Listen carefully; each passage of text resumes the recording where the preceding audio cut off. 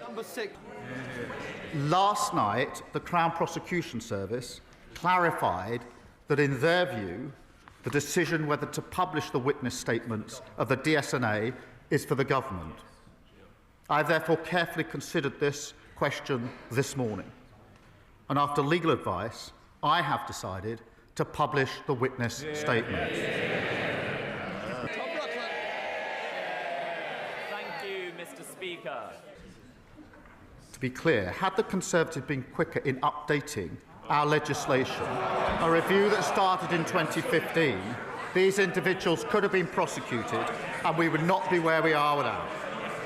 We are talking about the security of this Parliament. He had to be dragged out to repeat only more obfuscation. It is simply unbelievable. It is simply unbelievable that he is trying to say the last government did not classify China as a threat.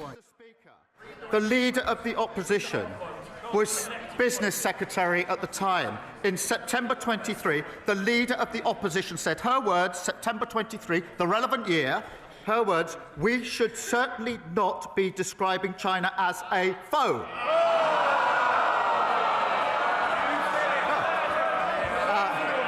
It's worth looking up the word foe in the dictionary, Mr. Speaker. She went, Mr. Speaker, it doesn't end there, Mr. Speaker. In September 2024, the Leader of the Opposition said this, I quote, "I have shied away from calling China a threat." She is playing politics with national security. The Prime Minister can read the beginning of a quote. Let me finish that quote. At the end of that quote that he just read out, I did describe China as a threat. But this whataboutery that he is doing neglects the fact that those spies were charged under a Conservative government. They were let off under Labour. Cooper, Deputy Leader of the Liberal Democrats. Thank you. The Sunday Times reported that Jonathan Powell, the Prime Minister's national security advisor, convened a secret meeting to discuss the security consequences of the China spy trial. Did the meeting happen, or is the Sunday Times making it up? The problem for her is I do actually understand the law. I know what's got to be proven. I've also looked at the evidence. That was put in under the last government in relation to this case. There was a meeting in September. That did not involve the National Security Advisor discussing the evidence in any way, nor, Mr. Speaker, one further piece of evidence.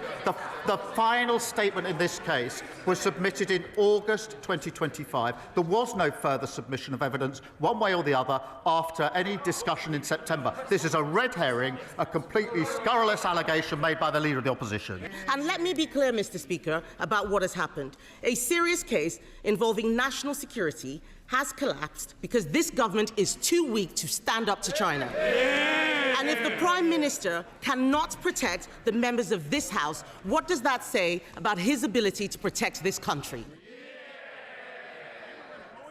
The case did not proceed because the policy of the past government did not meet the test that was necessary. That is the long and the short of it. Far from evading, I have said I will disclose the full witness statements that set out exactly what was in the witness statements, exactly what the subsequent statement says, and the allegation that somehow they were changed, that the first statement and the second statements are different, is completely and utterly unfounded. Mr. Speaker.